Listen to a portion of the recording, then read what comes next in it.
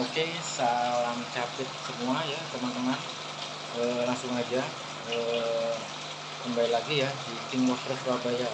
Jadi hari ini saya akan memberikan tutorial untuk pemula yang ingin membudidayakan lobster air tawar yang baik dan benar. Jadi bisa memanfaatkan tempat yang ada, modal murah, ya nggak harus besar tempatnya.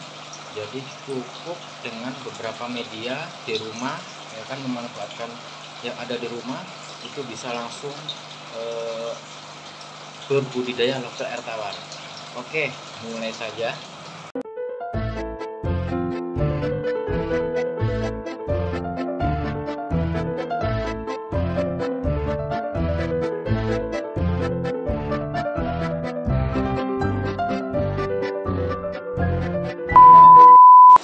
Oke, kita cek dulu untuk kolam indukan saya. Nah, ini kolam pemijahan saya nih. Ini indukannya ya besar-besar nih, antara 6 in sampai 7 in. Airnya sangat dalam, sekitar 20 sentian airnya. Nah, jadi saya cuma menggunakan aerator ya, ditambah dengan pompa filter atau filter air. Ini kolam saya ini ukurannya 1,5 kali 70 nih. Ini saya masukkan indukan ukuran 6 sampai 7 in, ini sekitar 40 ekor atau 4 set ya. Itu kalau per setnya itu terdiri dari 4 jantan 6 betina. Ini sangat luar biasa. Nah, di sini emang sengaja ini shelternya saya angkatin semua, jadi biar pada tahu semua untuk indukannya, jadi biar kelihatan semua indukannya. Ini lobster saya seperti ini nih gerakannya nih. Lincah kan. Ini jantannya nih. Wah, besar sekali kan. Jadi ini sudah 100%, ini sudah adaptasi kan. Ini luar biasa. Jadi saya pengecekan untuk melihat yang bertelurnya itu 1 minggu sekali. Itu pasti sudah ada yang bertelur. Nah, jadi simple kok. Jadi nggak harus apa ya, istilahnya bolehlah untuk teman-teman mengkreasikan dengan cara mungkin pompa filternya dibuat cabang agak panjang, terus dikasih lubang-lubang jadi biar pancurannya agak banyakan. Tapi kalau saya sih sederhana aja, yang penting lobster itu ada aliran air mengalir, itu sudah nyaman. Kenapa ini saya tambahkan aerator? Ini untuk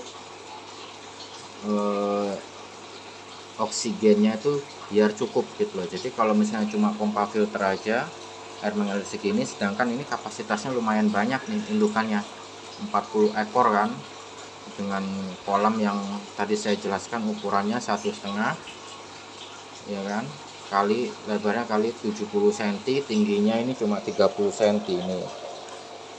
Nah, jadi simple lah, yang penting ada pergerakan air ya kan? Dan yang terpenting adalah mungkin teman-teman tidak boleh menggunakan kebanyakan pemula itu dibuat arus deras ya, atau aliran kenceng, arus deras, jadi mancurnya itu ke depan.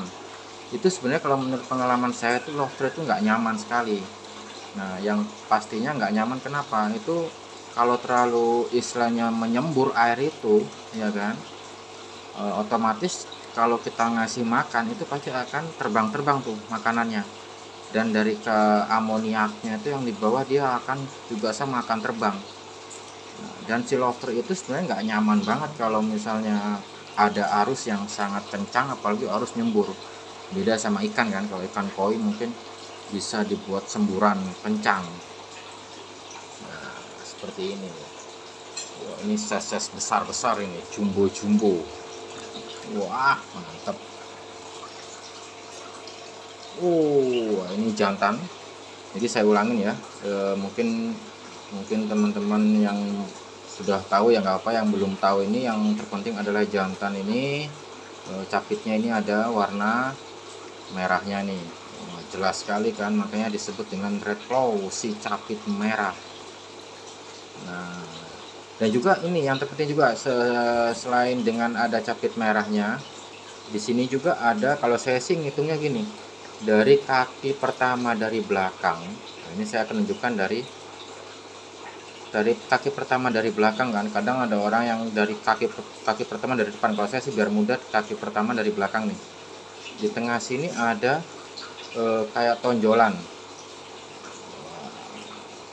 dua, ya kan. Nah, ini tonjolan dua ini adalah istilahnya alat kelaminnya si jantan. Dan kalau yang betina, lebih jelasnya itu sangat gampang sekali.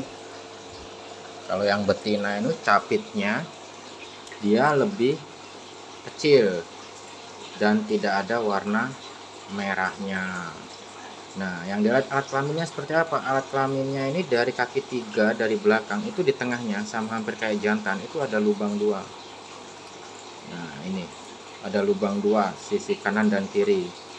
Nah, di kaki pertama belakang kan nggak ada runcingnya kan, jadi nggak ada runcing ke depan. Nah, dia di kaki ketiga ya, 1 2 3 itu ada tengahnya, ada lubangnya, tapi nggak ada runcingnya di kaki pertama. Itu adalah betina.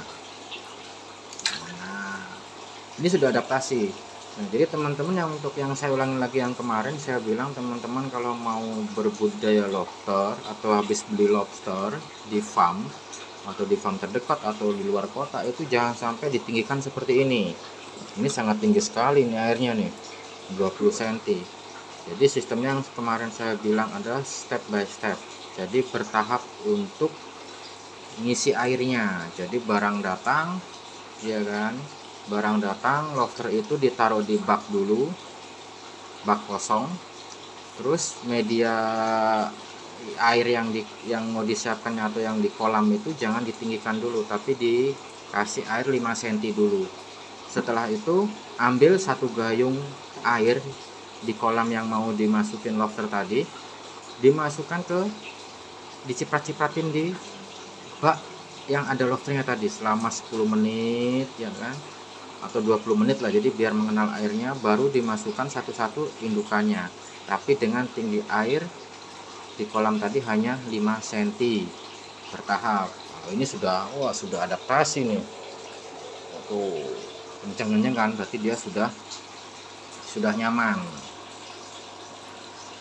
Nah, luar biasa kan. Nah, kita beralih ke kolam yang satunya, sama. Ini kolam juga jumbo-jumbo ini. Ini besar-besar juga sama yang kolam itu tadi tuh. Ini kan. Ini sama, jadi biar teman-teman bisa lihat lobster yang sudah adaptasi seperti apa. Nah, pasti lincah. Lobster yang sudah adaptasi itu cirinya adaptasi itu seperti apa? Dia lincah pasti kalau dipegang. Terus dia bisa masuk shelter nih, kayak gini contohnya nih. Jadi lobster ini masuk shelter nih. Di dalam shelter ini ada lobsternya tuh. Nah, dia sudah nyaman. Dan yang ketiga mau makan. Jadi lobster itu kalau sudah mau makan berarti sudah nyaman. Jadi kalau lobster yang sudah mau adaptasi itu, satu, dia dipegang lincah mungkin keesokan harinya. Kedua, dia sudah langsung sembunyi di pipa, dia nyaman. Ketiga, mau makan. Nah, itu kalau sudah tiga-tiga itu sudah bagus, berarti itu sudah 100% adaptasi. Semua itu ya sesuai dengan pengalaman saya sendiri sih menyampaikan itu. Mungkin pengalaman untuk pembudidaya lain mungkin beda, tapi saya sesuai yang saya ajarkan atau yang saya presentasikan ini sesuai dengan pengalaman saya budidaya. Nah, ini sama juga. Ini saya isi 40 ekoran ini, sama ukurannya 1,5. Nah, yang terpenting adalah tadi kan air. Saya tidak pernah pakai air dorongan ke depan atau menyembur, jadi aliran airnya itu jatuh dari atas ke bawah, jadi seperti ini. Nah, Jadi sudah istilahnya sudah mereka itu sudah nyaman lah. 1 hari 2 hari kalau sudah mau sembunyi, sudah mau makan, dipegang gesit itu sudah adaptasi. Nah, terus kebanyakan ada yang tanya, berhari-hari kok kadang sudah mau makan, keesokannya mati, ya kan? 3 hari baru mati. Itu sih saya simpulkan dengan seleksi alam. Kita kembali lagi, kematian wajar lobster itu misalnya dari satu paket isi 10, misalnya cuma mati 3 atau 2, itu saya anggap wajar karena seleksi alam. Nah, tapi kalau matinya separuh, misalnya satu paket isi 10 mati 5 atau 6, nah itu nggak wajar. Itu pasti ada kesalahan mungkin dari medianya atau pakannya, mungkin pakannya nggak terlalu banyak, atau nggak pertama mungkin istilahnya nggak sesuai penjelasan penjualnya, harusnya diadaptasikan dengan cara tadi atau dengan cara tadi tapi langsung main cemplung aja. Itu pasti bukan lobster aja, semua ikan atau apapun itu lebih bagus di perkenalkan dulu dengan air baru. Jadi nggak asal cemplung, pasti bukan lobster aja, semua ikan juga kalau prosesnya seperti itu akan stres. Tapi kalau lobsternya kuat, misalnya nih satu paket isi 10 itu sifatnya beda-beda. Ada yang lebih agresif, ada yang nggak terlalu agresif, ya kan? Ada yang istilahnya pendiam. Nah, mungkin kalau yang kuat-kuat lobsternya ya dengan caranya seperti itu langsung dimasukin belum. Kalau hidup ya hidup. Tapi kembali lagi hewan, kita nggak bisa, hewan juga kan otomatis bernyawa kan, punya karakter kebiasaan yang berbeda. Nggak mungkin lobster itu satu sama yang lainnya sifatnya sama, walaupun dia punya sisi yang paling mengerikan adalah kanibal. Nah, jadi kanibal ini itu sudah karakteristiknya lobster, memang dia kanibal, makanya perlu seperti ini, pipa. Nggak harus pipa sih, dibikinnya bisa pakai genteng, ya kan, batu bata, yang penting dia ada terowongannya untuk sembunyi. Itu kalau misalnya emang lobster ini hewannya sifatnya hewan yang sembunyi, jadi yang melindungi diri dari serangan musuh, jadi dia langsung sembunyi. Dan juga untuk molting. Nah, ini saya juga ada contohnya nih, molting. Molting itu sistemnya ganti kulit. Nah, contohnya gini. Nah, ini molting. Jadi mungkin teman-teman yang baru-baru kan nggak tahu proses molting itu seperti apa. Jadi proses molting itu melepaskan cangkang yang lama menjadi ke yang baru. Jadi ini kosong ini. Nah, ini kosong. Jadi nggak ada dagingnya. Jadi dia juga jalan-jalan ini di sini nih dagingnya. Nah, itu yang biasanya si lobster itu cari tempat sembunyi biar aman, karena tubuhnya ini lunak, dia gampang diserang sama temennya. Nah, ini molting. Bisa cangkangnya dibuang bisa, tapi kalau saya ini saya biarin aja karena nggak bikin busuk kok, malah justru buat makanannya lobster malah proteinnya bagus, karena dia ada kelenjar-kelenjar atau istilahnya cairan ini yang bikin teman-temannya makan ini. Jadi saya biarin aja seperti ini. Nah, yang terpenting, banyak pertanyaan, waduh kalau kanibal seperti itu kalau molting ngeri juga ya dimakan temennya. Gak usah khawatir, lobster ini dia sudah punya karakteristik, emang bener dia punya karakteristik molting itu ganti kulit. Nah, dia punya karakter gimana caranya molting ini nggak diserang sama temennya. Jadi si lobster ini molting itu nggak mungkin deket sama temennya, jadi dia akan menjauh, ya kan, dia akan menjauh cari tempat yang kosong untuk molting. Jadi kalau misalnya nggak mungkin dia si lobster ini satu di sini, ya kan, terus dia ganti kulit di sini, nggak mungkin. Dia pasti akan cari tempat yang kosong atau yang jauh dari teman-temannya untuk ganti kulit, proses untuk ganti kulitnya. Wah, ini banyak yang molting juga nih. Molting ini otomatis tubuhnya itu semakin besar. Hewan bercangkang kan seperti udang atau kepiting, pokoknya hewan bercangkang itu bisa mengelupas atau ganti kulit seperti ini. Nah, itu tadi Dan juga itu tadi yang terpenting adalah dikasih tempat persembunyian, itu harus, itu wajib. Mungkin kalau yang lainnya sih, kalau sudah mungkin sering dicek atau gimana sih, kayak saya gini jarang tak kasih tempat sembunyi, karena kan saya emang tak cek berapa jam, saya lihat barangkali ada yang molting. Saya tanpa shelter ini, tanpa shelter. Nah mungkin juga teman-teman yang pemula ingin pakai ada yang tanya juga kemarin, pakai media styrofoam itu bisa nggak? Bisa. Ini contohnya nih, media styrofoam ini seperti ini. Oh, ini styrofoam ini ukurannya 70 cm, lebarnya 30. Ini standarnya bisa diisi 10 ekor. Simple kan? Bisa dikasih pompa filter seperti itu. Tapi kalau pengen punya kreasi sendiri seperti saya seperti ini satu mesin. Nah ini mesinnya, ini saya sedot ke atas ya, baru keluarnya ke yang pertama, keluar. Setelah itu saya bikin seperti lubang, jadi lubang untuk keluarnya air, sama dua juga. Kenapa dua? Karena di bawahnya styrofoamnya dua. Nah yang sini ini ngisi dari atas turun ke lubang ini ya, airnya dua buah lubang ke ini juga. Nah dan saya kasih seperti ini. Nah mungkin banyak yang tanya, ini fungsinya apa? Ini fungsinya penyeimbang air. Jadi dalamnya air atau tingginya air ini akan sama ke sini. Nah ini bikin aja seperti pipa U atau istilahnya L, digabungkan kayak gini. Nah ini diisi air dulu, kita tutup pakai kedua tangan, kita masukkan pelan-pelan, itu pasti akan nyambung, ada tekanan di sini. Yang penting air tidak ada udara yang keluar, itu pasti ada tekanan. Jadi air sini otomatis seimbang dengan air sini. Setelah itu sudah seimbang, nah ini harus ada lubang untuk keluarnya kan. Nah ini saya lubangin lagi nih seperti ini. Oh, ada juga dua. Jadi air ini jatuh ke kolam lagi. Jadi lebih irit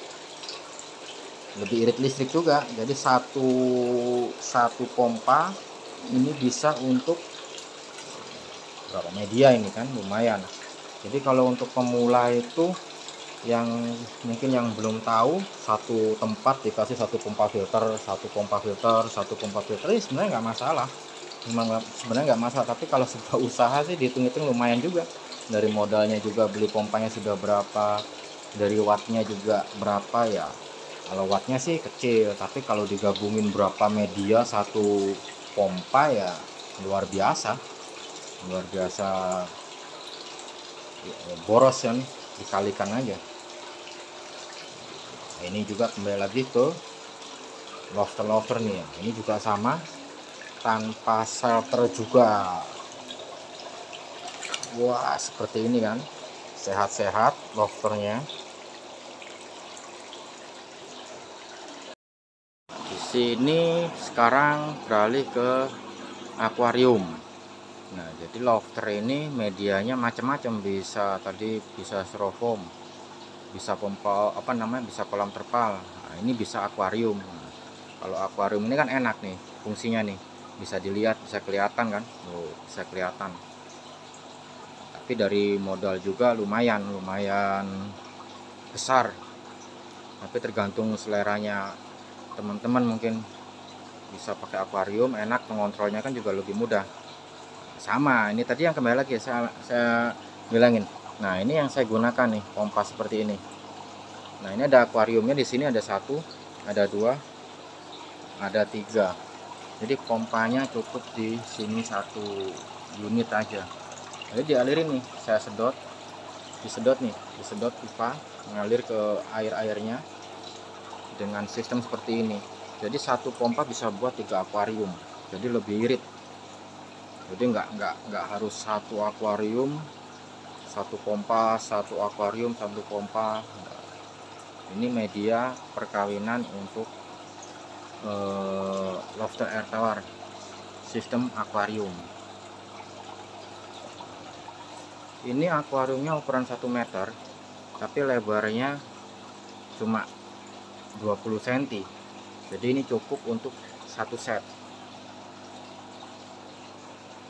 Nyaman kan lobsternya, nyaman. Ini media akuarium.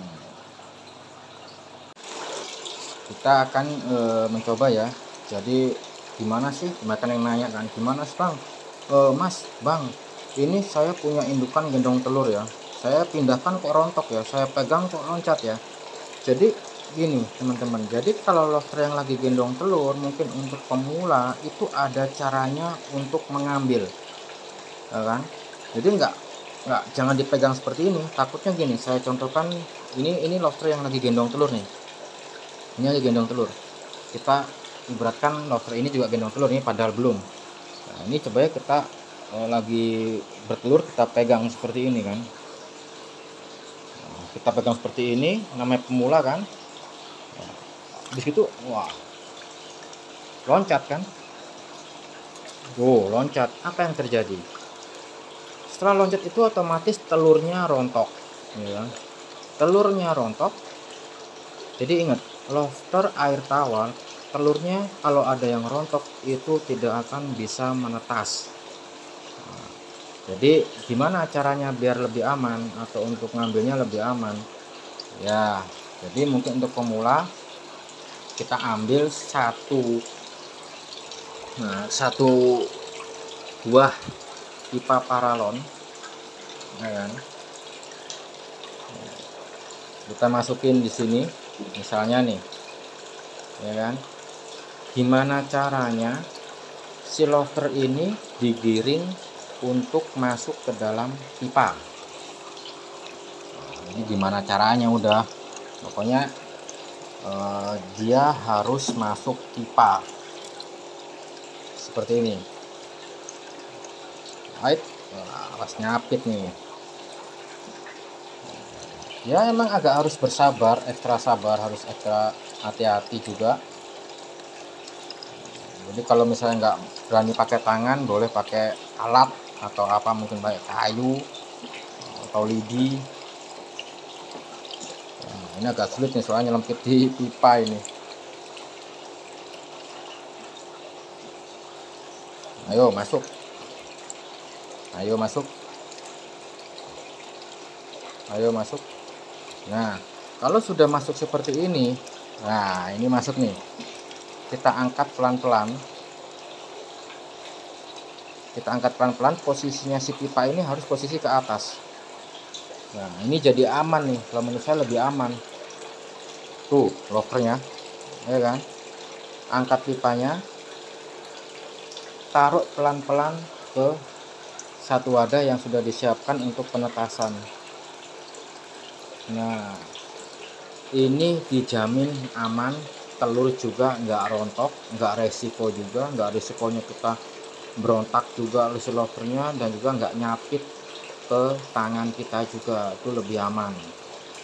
Itu mungkin untuk ilmunya lobster air tawar, gimana caranya mindahin lobster yang bertelur secara hati-hati. Nah, seperti ini.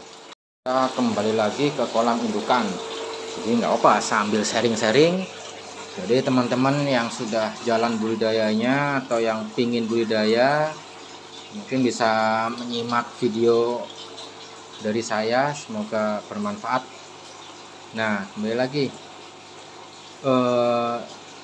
banyak yang bilang air semakin tinggi air, ada yang bilang semakin bagus ya kan. Ada yang bilang juga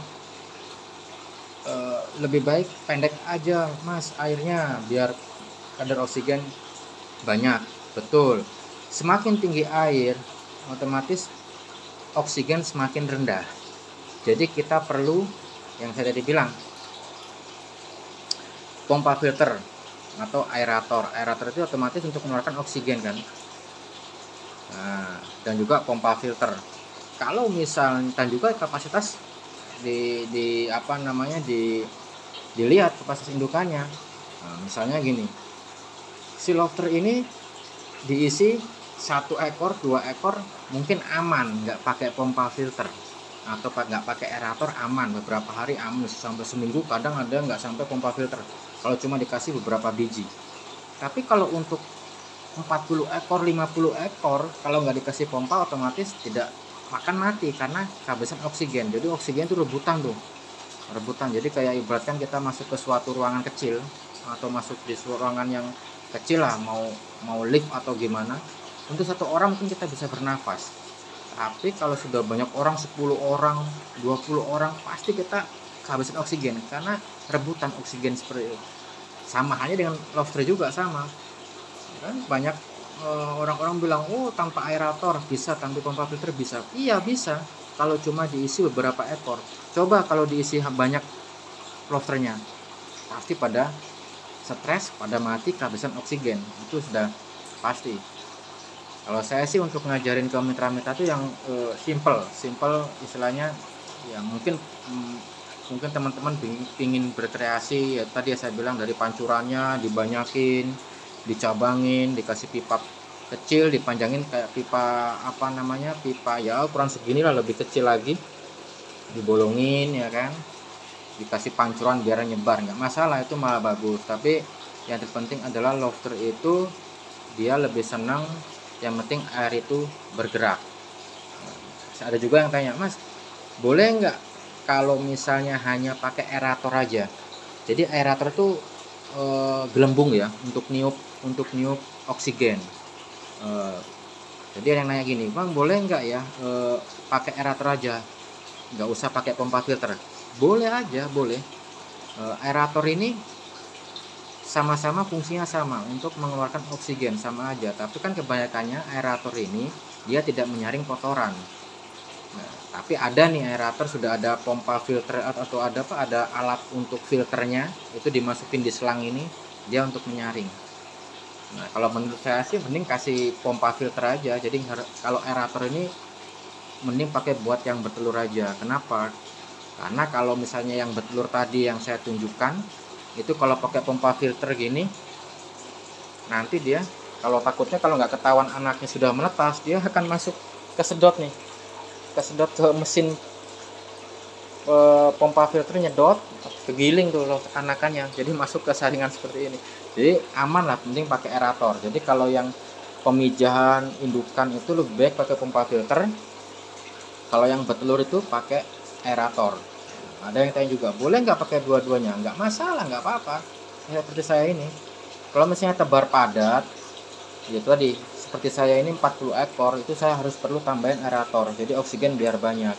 Tapi kalau misalnya cuma diisi 1 set atau 10 ekor 20 ekor, hanya pakai pompa filter aja sudah cukup. Jadi nggak harus pakai aerator lagi. Nah ini buat menambah oksigen aja, jadi biar cukup oksigennya. Jadi kandungan oksigen di dalam air ini lebih banyak, si lobster ini juga bisa hidup dengan sehat, cepat bertelur, cepat menghasilkan, yang terpenting menghasilkan uang. Oke, lanjut lagi ke pembahasan indukan. Nah, banyak yang nanya nih, Bang atau Mas, Kang, macam-macam ini, ada yang nanya Bang atau ada Mas, ada Kang, nah, macam-macam nih. Banyak yang nanya ideal untuk indukan itu size berapa. Nah, sebenarnya gini, saya kembali lagi untuk menjelaskan ya, ini saya kasih sesuai dengan pengalaman saya sih, ya kan, pengalaman saya selama budidaya. Kalau misalnya ada kesalahan ya semuanya itu sih, semua dari peternak lainnya itu ilmu itu beda-beda, karena menerapkannya juga pasti beda-beda. Kalau yang lebih bagus itu ya, ukuran size-nya itu kalau untuk indukan lobster itu 4,5 inci ya kan, atau sampai dengan 6 inci. Nah tapi ada yang juga bilang, oh nggak bener nggak semakin besar indukan atau hasil telurnya nih semakin banyak. Betul, semakin besar hasil telurnya bisa banyak nih. Jadi kalau lobster yang size 6 inci. Nah, saya berikan contoh seperti ini, itu bisa maksimal dia bisa sampai 400-500 ekoran segini betul. Tapi semakin besar itu untuk bertelurnya agak lama. Nah, dia semakin besar agak lama, tapi sekali bertelur banyak. Tapi yang lebih cepat itu ukuran yang 4,5 in. Jadi 4,5 in itu seperti ini. Nah, kita jalan aja. Jadi 4,5 inci. Nah, ini mungkin.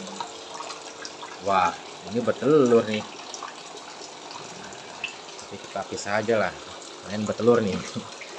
Jadi kayak gini nih. Nah, ini size 4,5 in. Ini cepet-cepetnya bertelur ya. Kencengnya. Jadi lebih bagus 4,5 in. Jangan terlalu kecil. Kadang ada yang indukan tuh 3 inci. Segini sudah bisa dibuat indukan. Betul benar. Segini dia bisa bertelur, bisa. Tapi nanti hasil telurnya lebih kecil. Maksudnya hasil telurnya lebih sedikit. Anakannya ini kebanyakannya tuh puntet atau kerdil atau misalnya lama besarnya bibitnya itu, karena ini sudah termasuk sebenarnya sudah bisa kawin, sudah bertelur, tapi termasuk pernikahan dini. Jadi bukan manusia aja yang pernikahan dini kan, tapi lobster juga. Tapi kebanyakan orang-orang itu enggak tahu ukuran segini bisa dibuat dijadikan indukan, betul bertelur menetas bisa, tapi nanti kebanyakannya hasil telurnya atau hasil anakannya jelek sekali. Oke, nah ini saya contohkan, ini indukan yang lagi gendong telur nih. Wah, ini mungkin sekitar 200 ekoran, mungkin kalau hidup sekitar 150. Jadi perilakunya untuk yang bertelur ini untuk pemula harus dipisahkan di satu wadah. Nah, jadi satu wadah satu ekor aja. Nah, biarin dia akan menetas kurang lebih 30-40 hari. Jadi nggak mesti, kadang 1 bulan sudah ada yang menetas, kadang 1 bulan lebih baru menetas. Tetap sama, mungkin sama teman-teman yang bertelur hari ini ya ditanggalin, misalnya tanggal 1, nanti berarti netasnya lagi tanggal 1 atau bisa lebih. Jadi mungkin teman-teman yang pingin gabung di kemitraan King Lobster Surabaya, jadi nggak usah khawatir. Jadi kita di sini membimbing, ya kan, membimbing selama budidaya. Jadi nggak usah takut untuk sudah beli habis itu belajar sendiri. Nah, kita akan ajarin selama budidaya. Jadi untuk wilayah Surabaya silakan datang ke King Lobster Surabaya. Jadi kita membuka kemitraan gratis untuk pembelajarannya, tidak bayar sama sekali. Jadi silahkan bisa langsung ke tempat saya, jadi bisa main-main lah sambil ngopi bareng, ya kan. Jadi ilmu apapun saya nggak eman, yang penting teman-teman niat untuk budidaya, serius untuk budidaya, itu sudah gratis untuk teorinya, untuk prakteknya, semuanya, sampai teman-teman berhasil menjual kembali hasil panen. Dan yang terpenting kita juga menerima hasil panen. Nggak usah bingung, nggak usah bingung untuk jualnya kemana atau belum ada pasarnya. Jadi kita di sini sistem kemitraan, kita akan ambil hasil panen dari mitra. Syaratnya mereka harus ambil indukan dari kita, bibit dari kita. Jangan sampai ambil dari A, ambil dari B, jualnya ke kita. Nah, itu tidak boleh. Jadi kita punya tanggung jawab untuk mengambil hasil panen, yang penting produksi itu dari indukan dari kita ataupun dari bibit dari kita. Nah, kembali lagi di sistem kemitraan ya. Jadi mungkin teman-teman yang ingin, mungkin daerahnya atau masyarakatnya ingin kita mengadakan penyuluhan di sana atau memperkenalkan tentang budidaya lobster air tawar, bisa langsung hubungin King Lobster ya, CV King Lobster Surabaya. Jadi kita akan luncur mungkin ke tempat teman-teman ya, atau punya kelompok atau punya komunitas yang bareng-bareng ingin ternak, silakan kita bisa langsung meluncur memberikan penyuluhan. Semua itu gratis, silakan. Jadi bisa mungkin instansi pemerintahan atau mungkin punya istilahnya komunitas atau kelompok di masyarakat, bisa undang saya. Nah, saya akan memberikan penyuluhan di sana tentang budidaya lobster air tawar yang ingin gabung di sistem kemitraan CV King Lobster Surabaya. Silakan. Nah, oke. Ya, ini saya akan ajarkan cara bagaimana ngasih pakan lobster air tawar. Caranya itu istilahnya nggak terlalu berlebih dan kurang, jadi istilahnya pas lah, untuk seberapa kenyangnya itu pas. Nah, di sini ada lobster saya indukan ya. Indukan ini lumayan nih, banyak nih. Ini kolam saya ini pemijahan ini ukurannya 2 meter panjangnya, lebarnya 1,5. Nah, ini jangan dicontoh, soalnya ini nggak pakai shelter. Saya tadi nggak pakai sembunyian. Kalau nggak pakai sembunyian itu harus ada pengontrolan setiap jam. Memang sengaja saya masukkan indukan ini biar tebar padat istilahnya. Nah, jadi misalnya ini lobster nih. Jadi ini nanti saya akan kasih pakan berupa pelet ya. Jadi berupa pelet. Nah, ini pelet ya. Jadi caranya kita ngasih makannya itu ambil seginilah, secukupnya dulu lah. Kita tebar tuh ya, kita tebar yang rata. Nah, ini nanti akan kelihatan tuh. Nah, nanti akan kelihatan istilahnya pakannya nih, dia lagi makan tuh. Ya kan. Nah, ini lobsternya lagi makan tuh. Nah, mohon maaf, baru tak nyalakan nih lampunya. Nah, jadi gini, lobster ya, jadi kita harus menunggu dulu sampai habis, sekiranya ada berapa biji yang tersisa. Jadi kita tunggulah 5 menit 10 menit ya. Kalau misalnya yang ditebarkan tadi itu sekiranya sudah habis, nah ini sisanya nih, selama 10 menit kalau sudah habis berarti dia masih kenyang kan. Kita tebar lagi dikit, kita tunggu lagi 10 menit. Kalau 10 menit ada sisa sedikit, antara 5 butir atau 7 butir atau hampir 10 butir, itu berarti kebanyakan, itu dikurangin. Dan segitulah takarannya. Jadi nggak harus pelet aja sih, jadi bisa kayak kecambah, kacang hijau, jagung rebus ya kan. Tapi kalau kecambah ini perilakunya dia harus direndam air panas. Nah, tapi jangan direbus ya. Takutnya kalau direbus itu dia cepat hancur di air, jadi harus direndam dengan air panas. Fungsinya direndam air panas itu agar si lobster itu lebih mudah untuk mengambil. Jadi kalau lobster pakannya ngambang, dia nggak bisa ngambil kan. Nah, kecuali kalau ada kursi, ada tangga di bawah air, dia akan naik tuh, akan ngambil kecambah itu di atas. Nah, pakan yang tersisa itu kalau misalnya banyak sisa, itu mengakibatkan amoniak ya, otomatis amoniak yang sangat tinggi. Nah, akibatnya apa? Kalau amoniak terlalu tinggi, itu akan mengakibatkan atau menyerap kadar oksigen di dalam air. Jadi oksigen itu akan berkurang dan lobster itu akan stres dan airnya mati. Jadi takarannya, jadi nggak asal langsung biur. Jadi dilihat aja dulu. Misalnya dikasih lobsternya ada 10 biji misalnya nih, 10 ekor nih misalnya nih. Kita mau ngasih makan kecambah. Coba kita kasih kecambahnya 10 biji dulu. Ya kan, ditebar. Ya kan? Nanti dilihat 10 menit kecambah itu habis enggak dalam 10 menit. Kalau habis, ditambahin lagi dikit, jangan 10 biji tapi 5 biji, nggak apa-apa, ditungguin lagi 10 menit. Kalau misalnya habis sisa ada 1 atau 2 biji, berarti segitu kenyangnya. Jadi nextnya tinggal bisa ngira-ngira seberapanya. Kebanyakan pembudidaya yang gagal itu, yang kebanyakannya mati, terus amoniaknya terlalu tinggi, itu kebanyakannya dari kasih makannya sangat berlebih sekali. Nah, jadi mending si lobster itu ngasih makannya kurang dibandingkan banyak sisa, itu yang bahaya. Nah, yang mungkin teman-teman yang harus tahu, lobster misalnya gini nih, pagi ngasih makan, ya kan?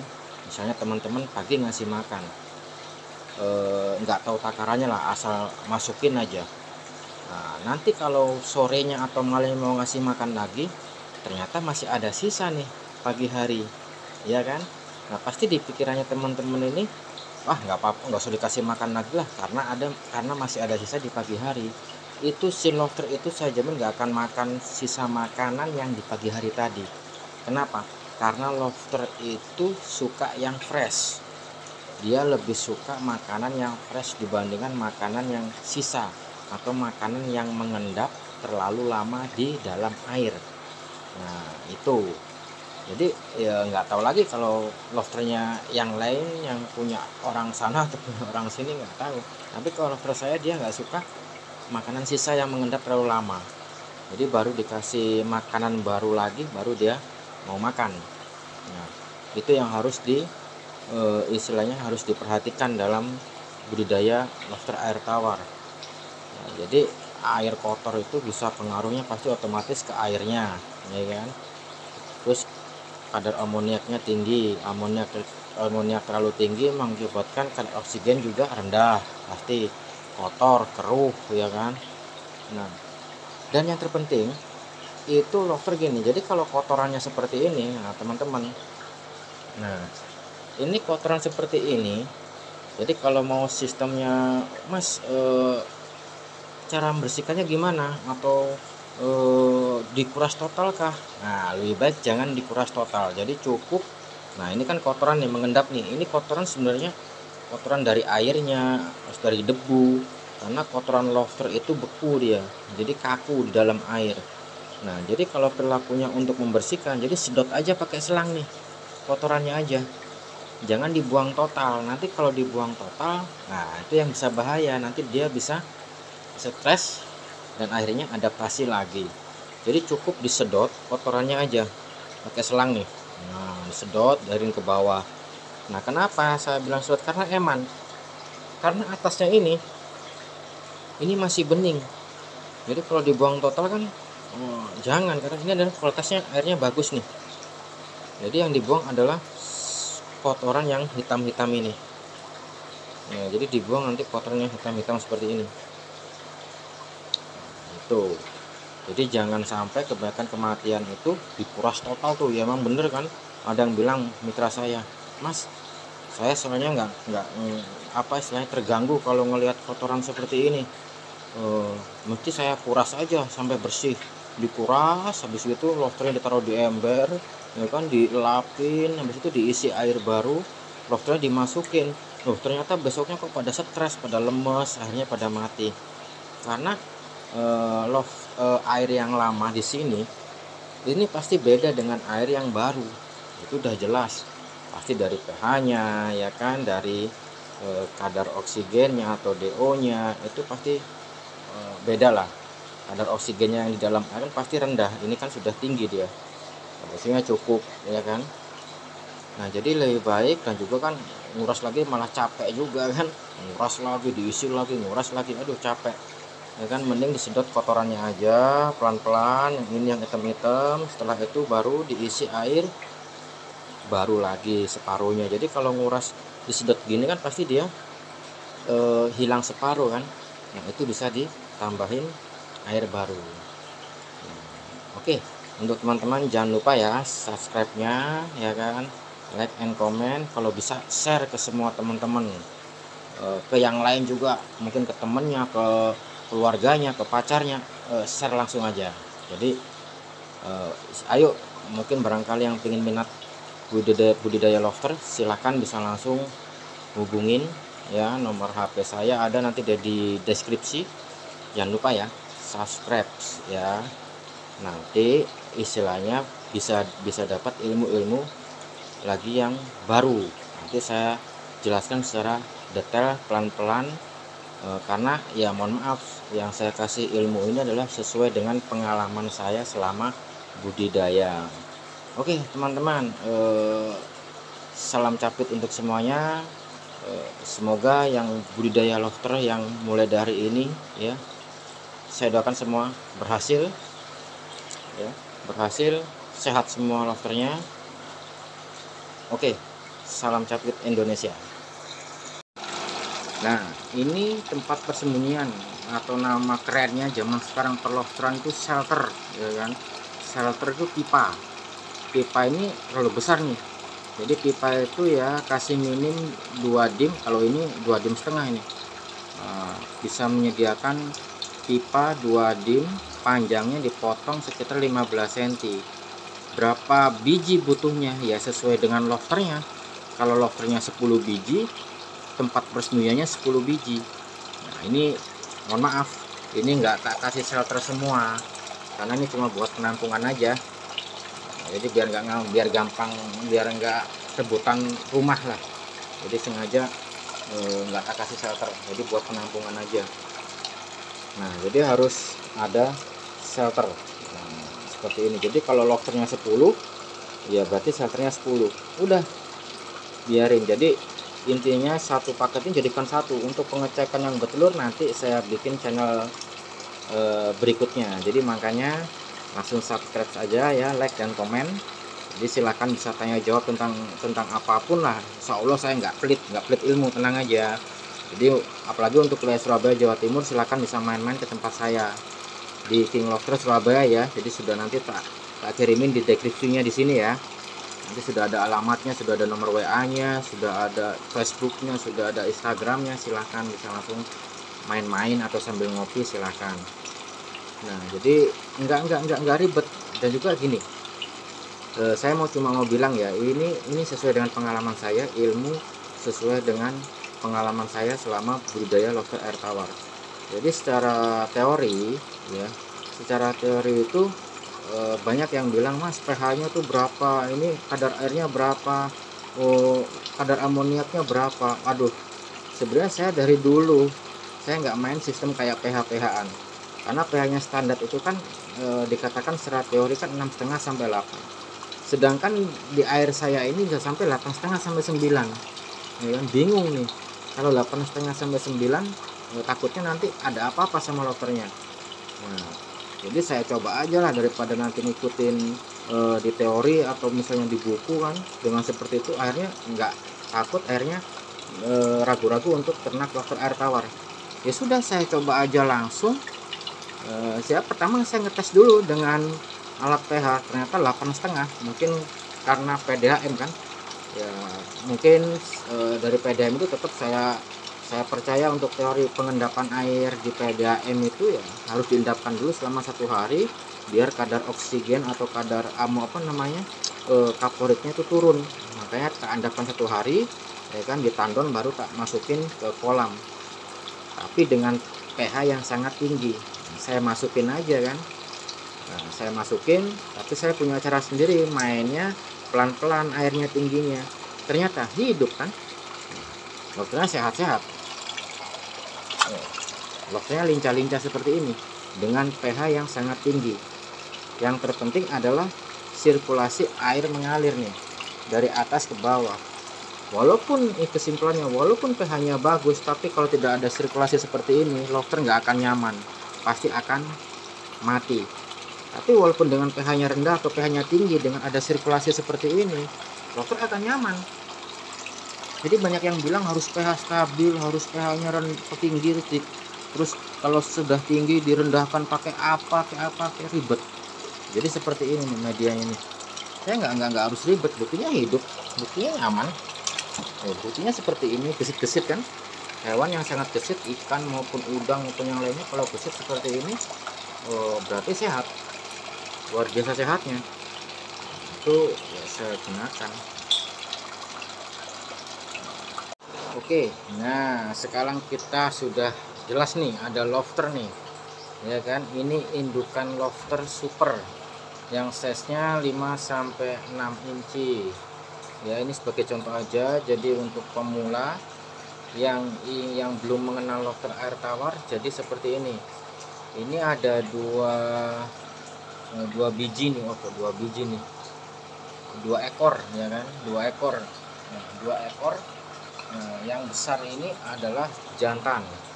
Jadi jantan ini ini yang ini betina nih. Jantan betina ini ada perbedaannya. Perbedaannya sangat gampang sekali. Jadi untuk perbedaannya, nah ini saya terangin nih. Nah, perbedaannya ini di capitnya. Nah, di capitnya ini ada berwarna merah, ya kan? Sedangkan yang betina capitnya lebih kecil dan tidak ada warna merahnya. Nah, ini untuk pemula yang istilahnya mudah lah untuk biar tahu ciri-cirinya jantan betina seperti apa. Nah, terus apa yang dilakukan untuk cara untuk mengawinkan, media apa aja yang perlu disiapkan? Nah, saya memberikan contoh seperti ini. Nah, ini kolam terpal, ya kan? Kolam terpal ini sangat murah mungkin medianya untuk kolam terpal ini. Ya, ini bisa untuk apa namanya, pemijahan, bisa buat pembibitan bisa, tapi kita kembali lagi ke omongkan ke pemijahan. Kolam terpal ini rangkanya pipa, ya kan? Bisa pipa, ya kan? Nah, bisa kayu, bisa gavalum, bisa ini pipa. Jadi pemijahan ini, ya kan? Jadi si lofter ini apa aja sih yang kita perlukan untuk mengawinkan? Nah, istilahnya lofter ini dalam satu paket itu isi 10, terdiri dari 4 jantan, 6 betina. Nah, jadi teman-teman kalau misalnya pengen berbudidaya lobster, ya kan, beli kolam terpal aja nih seperti ini. Kolam terpal macam-macam ukurannya. Bisa, ini ukuran saya ini 1,5, ya kan, lebarnya 70 cm, tingginya 30 cm. Itu bisa maksimal sekitar 30 sampai 40 ekor atau 3 set atau sampai 4 set. Tapi kalau misalnya medianya lobsternya cuma satu paket atau 10 ekor, itu nggak boleh terlalu besar medianya. Kenapa? Kalau terlalu besar, contohnya nih, panjangnya 1,5 meter, kita isi 10 ekor, itu pasti nggak lama bertelurnya. Kenapa lama bertelurnya? Karena si betina mojok di sini, yang jantan mojok, jadi nggak saling ketemu, akhirnya nggak kawin kan. Nah, itu yang bikin lama untuk budidaya untuk pemula. Jadi berapa meter atau berapa wadahnya segimana untuk satu paket atau 10 ekor. Jadi untuk satu paket atau 10 ekor itu wadahnya nggak harus maksimal cuma 1 meter maksimal nih, atau lebarnya nggak boleh 1,5 meter, 1 meter juga, tapi lebarnya cuma 50 cm atau 0,5 meter. Itu cukup untuk satu set. Yang diperlukan adalah juga aerator atau pompa filter. Jadi pompa filter seperti ini nih. Jadi pompa filter itu gunanya untuk mengalirkan oksigen ke dalam air atau untuk menjaga kualitas air, ya kan. Dan juga ada filternya. Nah, filter ini untuk penyaringnya nanti. Untuk penyaring biar lobsternya itu keadaan airnya itu bersih, bening, bagus. Nah, untuk membudidayakan lobster air tawar, di sini saya sesuai dengan pengalaman saya maksimal tingginya itu cuma airnya ya 15 cm. Tapi untuk pemula, untuk memasukkan lobster itu medianya jangan langsung diisi dengan tinggi 10 cm atau 15 cm atau 20 cm, itu pasti akan stres. Jadi cukup diisi kolamnya atau medianya, cukup airnya cuma 5 cm. Ini 5 cm nih. Oh, ini segini nih 5 cm. Kenapa? Karena biar mengenal airnya dulu si lobsternya. Jadi si lobsternya contohnya seperti ini. Jadi kita masukin, ya kan, dengan pompa filter seperti ini. Jadi biar adaptasi dengan airnya dulu. Jadi biar mengenal airnya dulu, istilahnya biar nggak kaget. Baru nanti satu hari untuk misalnya besok sudah bisa adaptasi, ditinggikan lagi airnya 5 cm, besoknya lagi ditinggikan lagi 5 cm sampai maksimal airnya 10 sampai 15 cm. Nah, terus apalagi yang kita butuhkan? Jadi lobster ini perlu tempat sembunyi. Nah, jadi persembunyiannya seperti ini nih. Dan juga kita menyediakan bibit ya, bibit ready 3 in up. Nah, ini hampir 4 in nih kayaknya nih. Oh, jadi 3 in up ini cocok untuk pembesaran. Kualitasnya juga bagus. Jadi kalau yang teman-teman yang ingin budidaya langsung ke pembesaran, bisa langsung memilih ke 3 in seperti ini, karena lebih cepat panennya, ya kan. Jadi panennya kurang lebih 4 bulan 5 bulan sudah bisa panen nih. Ini mungkin 1 kilonya ini kalau panenan kalau 5 bulan bisa sampai 20 ekor per kilo, sesuai dengan harganya di pasaran. Nah, kita beralih ke ngelihat ini, sangat senang sekali nih, bagus nih ngelihat yang besar-besar, yang jumbo ini. Jumbonya luar biasa, super gini. Tapi kebanyakannya untuk lobster yang sudah ukuran seperti ini itu memang dia masa bertelurnya sangat lama. Mungkin kalau yang tadi yang ukuran 4 in 5 in cepet gitu, setahun mungkin bisa sampai 4 sampai 5 kali. Tapi kalau yang besar seperti ini itu mungkin setahun bisa sampai 3 kali, kadang 2 kali. Tapi sekali bertelur lumayan banyak ini. Nah, jadi bisa langsung hubungin ke tempat saya nih, atau ke nomor WA saya.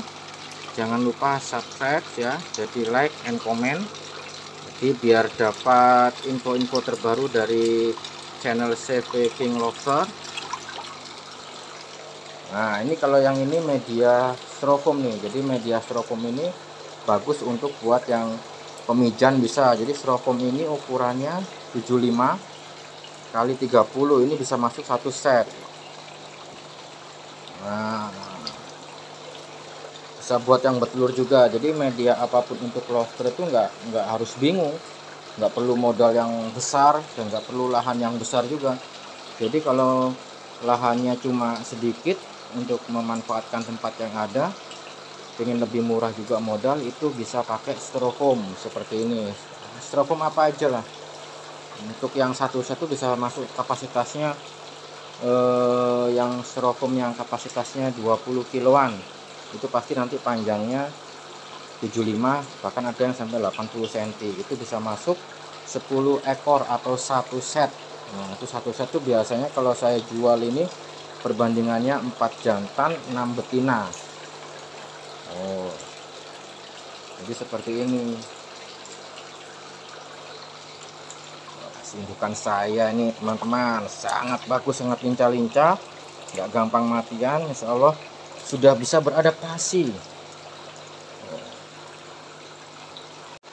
Oke, selamat datang di channel King Lobster Surabaya ya. Jadi kita menyediakan beberapa produk ya untuk budidaya lobster air tawar.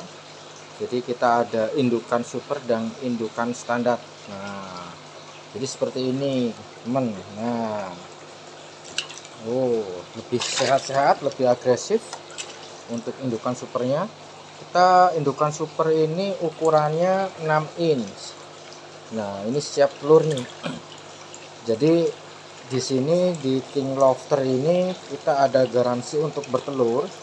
Jadi kalau 1 bulan tidak bertelur, kita akan ganti. Nah, jadi nggak usah khawatir untuk teman-teman yang ingin budidaya.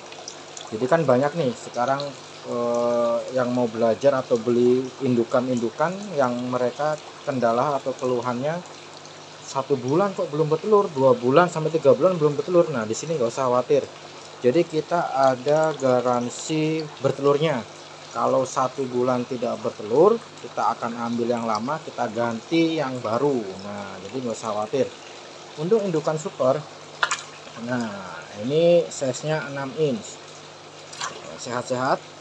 Jadi kenapa kita di sini untuk menjamin bertelurnya? Karena di kolam saya ini saya sudah campurkan indukan jantan dan betina. Jadi sudah kawin dulu di sini nih. Jadi kalau misalnya teman-teman beli, jadi sudah langsung bertelur. Nah, ini yang jantannya nih. Nah, luar biasa. Nah, ini jadi nggak usah bingung. Jadi memang sudah saya pijahkan atau saya kawinkan dulu di satu kolam saya seperti ini. Nah, kita juga ada yang size luar biasa, size jumbo. Nah, ini indukan yang sangat besar. Ini size-nya 8 in. 8 inan. Lebih besar kan? Nah, ini yang jantannya. Jadi seperti ini. Dan yang betinanya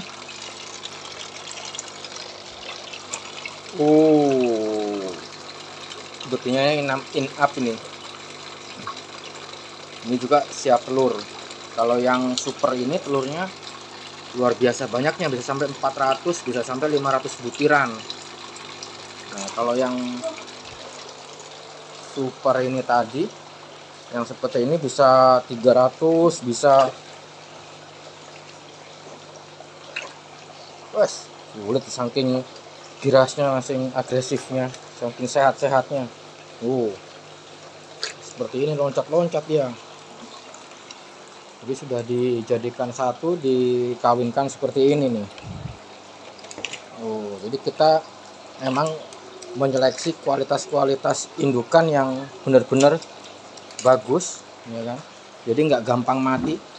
Jadi kebanyakannya orang-orang itu ke tempat saya tuh bahkan, Mas ini kok mati ya seperti ini ya. Jadi sebelumnya mungkin kalau untuk wilayah Surabaya atau Jawa Timur mungkin bisa langsung silahkan main ke tempat saya dulu, ya kan? Bisa main ke tempat saya dulu, bisa lihat-lihat dulu, lihat kondisi indukannya, lebih ya bisa bandingkan lah, bagus seperti apanya, lincah seperti apanya. Jadi silahkan. Nanti kita di sini kita akan ajarkan, nggak usah khawatir, kita ajarkan mulai dari cara budidayanya yang baik dan benar, cara untuk mengawinkannya baik dan benar. Jadi langsung sampai pasca panennya. Jadi nggak perlu khawatir. Jadi bisa langsung ke tempat saya. Silakan bisa